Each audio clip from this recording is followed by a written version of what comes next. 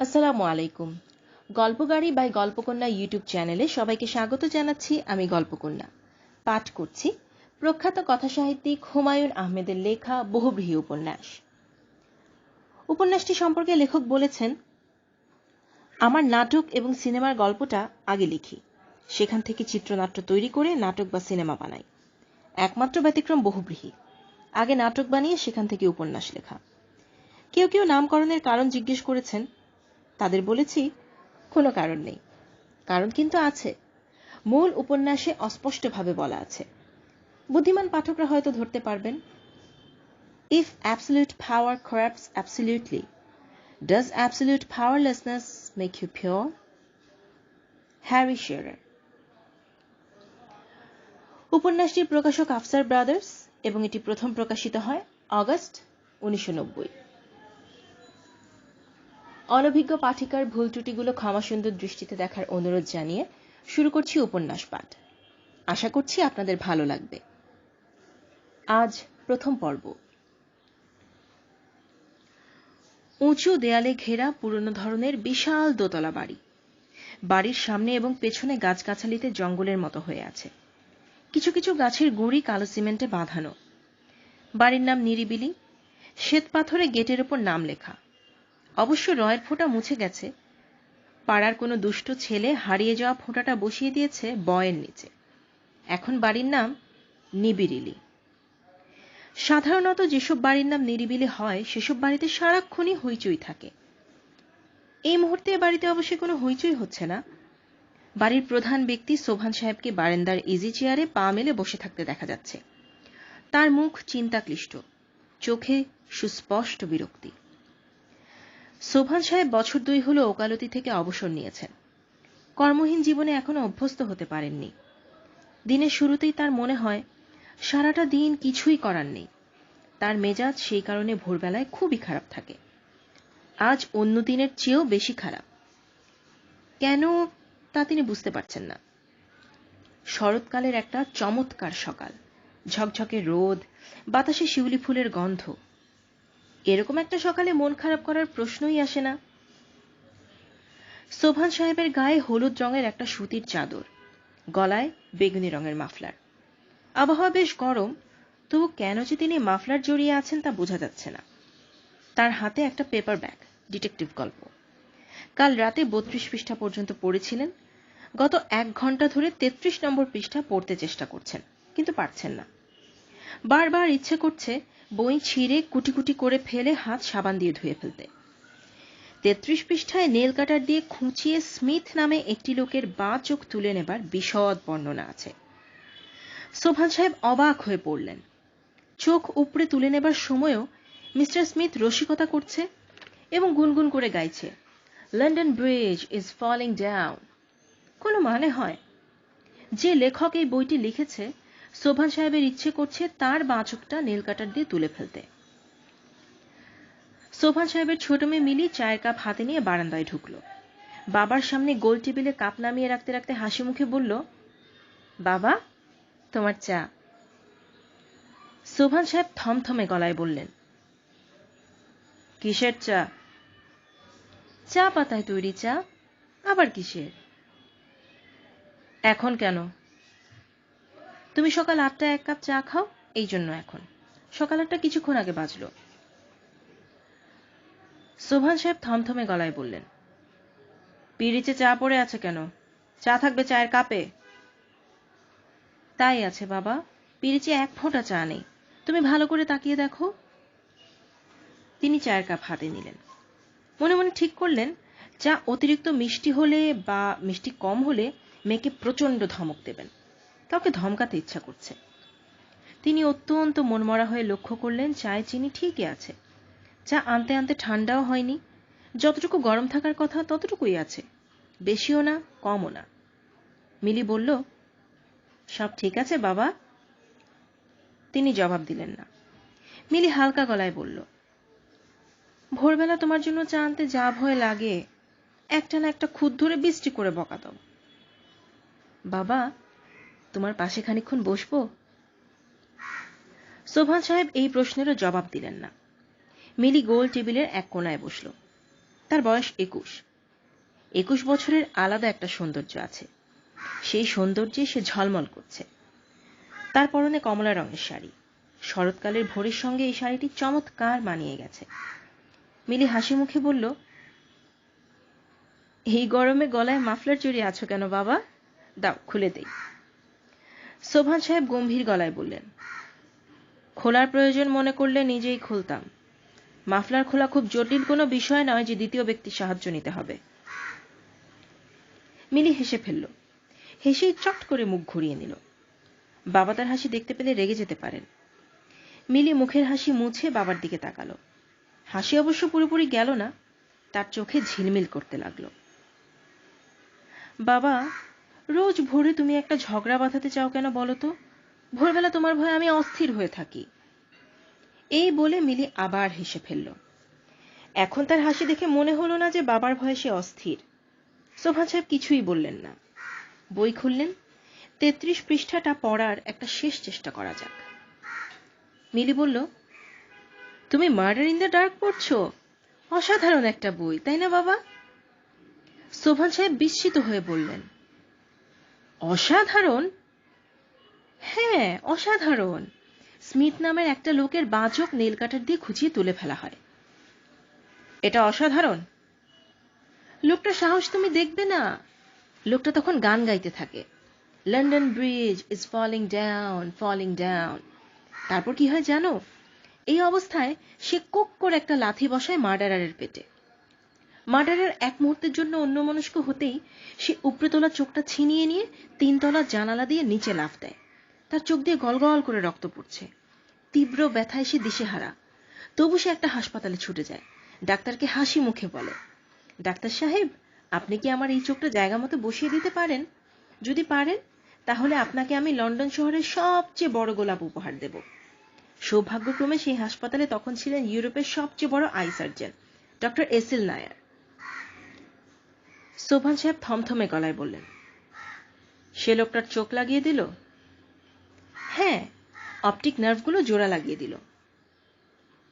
এই কুৎসিত বইটাকে তুই বলছিস অসাধারণ? বিশ্ববিদ্যালয়ের একজন ছাত্রী, ইকোনমিক্সে অনার্স পড়ছে, সে এই বইকে বলছে অসাধারণ?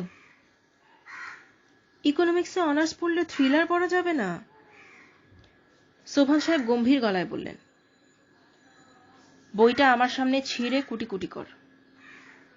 কি বললে বাবা? বইটা কুটি কুটি করে ছিঁড়ে ফেল, আমি দেখব। মিলি আঁতকে উঠে বলল, এই বই আমার না বাবা, আমার এক বান্ধবীর বই, আমি 1 সপ্তাহের জন্য ধার এনেছি।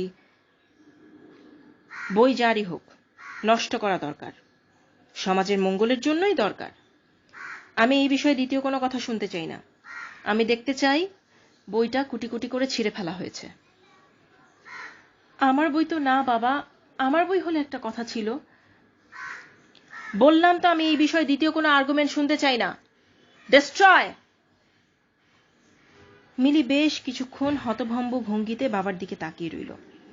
কেঁদে ফেলার চেষ্টা করল, কিন্তু কাঁদতে পারল না। কেঁদে ফেলতে পারলে বইটা রক্ষা করা যেত। সোবহান সাহেব বললেন, কি ব্যাপার, বসে আছিস যে? কি বলছি কানে যাচ্ছে না? মিলি উঠে দাঁড়ালো। বাবার কোল থেকে বই নিয়ে ছিঁড়ে কুচি কুচি করে ফেলল। ঠিক এই সময় তার চোখে পানি এসে গেল।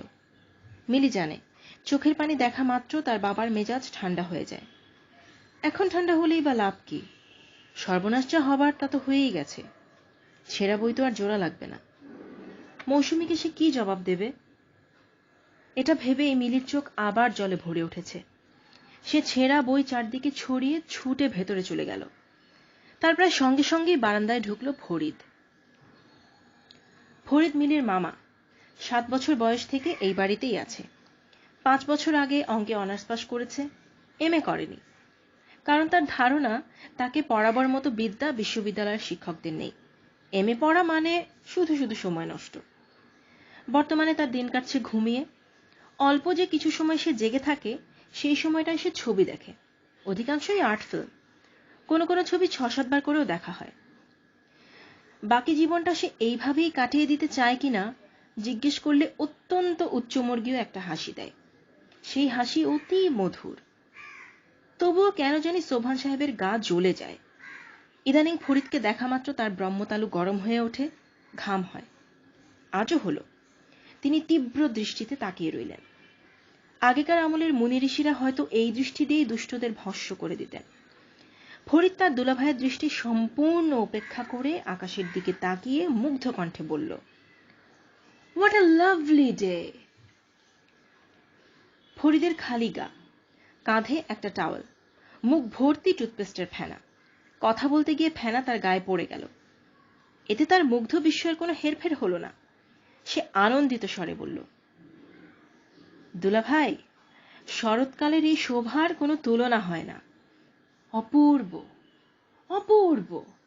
আমার মনটা দ্রবীভূত হয়ে যাচ্ছে দুলাভাই। I am dissolving in the nature. Sobhan সাহেব মেঘ গর্জন করলেন।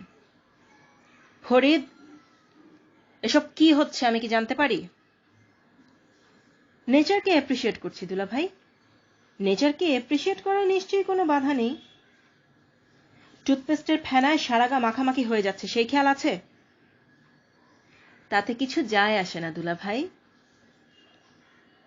যায় আসে না? না। খালি গায়ে বারান্দায় দাঁড়িয়ে আছো, রাস্তায় লোকজন চলাচল করছে, তাতেও তোমার অসুবিধা হচ্ছে না? জি না, পোশাক হচ্ছে একটা বাহুল্য। পোশাক একটা বাহুল্য? জি। আমি যখন খালি গায়ে থাকি তখন প্রকৃতির কাছাকাছি থাকি, কারণ প্রকৃতি যখন আমাদের পাঠায় তখন খালি গায়েই পাঠায়। এই যে আপনি জাব্বা জেব্বা পরে বসে আছেন, এসব খুলে দিগম্বর হয়ে যান, দেখবেন অন্যরকম একটা ফিলিংস পাবেন। স্তম্ভিত সোবহান সাহেব বললেন, তুমি আমাকে সব কাপড় খুলে ফেলতে বলছো? জি বলছি। সোবহান সাহেব লক্ষ্য করলেন তার ব্রহ্মতালুতে জ্বলুনি শুরু হয়ে গেছে, গা ঘামছে। এসব হার্ট অ্যাটাকের পূর্ব লক্ষণ কিনা কে জানে। তার মৃত্যু হার্ট অ্যাটাকে হবে এটা তিনি বুঝতে পারছেন, ফরিদের কারণেই হবে। কত অবলীলায় কথাগুলো বলে কেমন দাঁড়িয়ে আছে। ফরিদ বলল, আপনি চোখ মুখ এমন শক্ত করে বসে আছেন কেন দুলাভাই? আনন্দ করুন। আনন্দ করব? হ্যাঁ, করবেন। জীবনের মূল জিনিসই হচ্ছে আনন্দ। এমন চমৎকার একটা সকাল। আচ্ছা দুলাভাই, রবি ঠাকুরের ওই গানটার কথাগুলো কি আপনার মনে আছে? আজি এ শারদ প্রভাতে, মনে আছে? প্রথম লাইনটা যেন কি? আজি এ শারদ প্রভাতে নাকি হেরিনু শরণ প্রভাতে? সোবহান সাহেব বললেন, তুমি দয়া করে আমার সামনে আসবে না। ফরিদ বিস্মিত হয়ে বলল, কেন? আবার কথা বলে। যাও বলছি আমার সামনে থেকে। বহিষ্কার, বহিষ্কার। কি যন্ত্রণা! আবার সাধু ভাষা ধরলেন কেন? বহিষ্কার আবার কি? বলুন, বেরিয়ে যাও। মুখের ভাষাকে আমাদের সহজ করতে হবে। দুলাভাই, তৎসম শব্দ যত কম ব্যবহার করা যায় ততই ভালো। যাও বলছি আমার সামনে থেকে, যাও বলছি। যাচ্ছি যাচ্ছি। বিনা কারণে আপনি কেন এরকম রেগে যান, এই ব্যাপারটাই আমি বুঝতে পারি না। ফরিদ চিন্তিত মুখে ঘরের ভেতর ঢুকল। সোবহান সাহেবের স্ত্রী তার কিছুক্ষণ পর বারান্দায় এসে বললেন, তুমি কি মিলিকে কিছু বলেছ? ও কাঁদছে কেন? সোবহান সাহেবের মনটা আরো খারাপ হয়ে গেল। 21 বছর বয়সী একটা মেয়ে যদি কথায় কথায় কেঁদে ফেলে, তাহলে বুঝতে হবে দেশের নারী সমাজে চরম দুর্দিন যাচ্ছে। কথা বলছো না কেন? কিছু বলেছো মিলিকে? মেয়ে বড় হয়েছে, এখন যদি এরকম রাগারাগি করো। সোবহান সাহেব শীতল গলায় বললেন, মিনু, তোমাকে এখন একটা কঠিন কথা বলবো, মন দিয়ে শোনো। আমি তোমাদের সংসারে আর থাকবো না। তার মানে? কোথায় যাবে তুমি? সেটা এখনো ঠিক করিনি, আজ দিনের মধ্যেই ঠিক করব। মিনু দীর্ঘ নিঃশ্বাস ফেললেন। সোবহান সাহেব বললেন, একটা অপ্রিয় ডিসিশন নিলাম, বাধ্য হয়েই নিলাম। বনে জঙ্গলে গিয়ে সাধু সন্ন্যাসী হবে? এই বিষয়ে তোমার সঙ্গে আমি কোনো কথা বলতে চাই না। সোবহান সাহেব উঠে দাঁড়ালেন। মিনু বললেন, যাচ্ছ কোথায়? তিনি এই প্রশ্নের কোনো জবাব দিলেন না। অতি দ্রুত গেট খুলে বাইরে গিয়ে দাঁড়ালেন। তার বাড়ির সামনের রাস্তার ওপাশেই এখন একটা মাইক ভাড়ার দোকান হয়েছে। সারাক্ষণ সেখান থেকে hello microphone testing 1 2 3, hello microphone testing 1 2 3 এসব হয়। এখন হচ্ছে না। তারা এখন একটা রেকর্ড বাজাচ্ছে, হাওয়া মে উড়তা যায় মেরা লাল দুপাট্টা মলমল কা। এই লক্ষ কোটিবার শোনা গান শুনে মেজাজ আরো খারাপ হবার কথা, তা হলো না। সোভান সাহেব লক্ষ্য করলেন গানটা শুনতে তার ভালো লাগছে। তিনি এর কারণ বুঝতে পারলেন না। তিনি আকাশের দিকে তাকালেন। আকাশ ঘন নীল, নীল আকাশে সাদা মেঘের স্তূপ। আকাশ এবং মেঘ দেখতে তার ভালোও লাগলো। তার মনে হলো মানব জীবন বড়ই মধুর। এই জীবনের আনন্দ হেলাফেলার বিষয় নয়।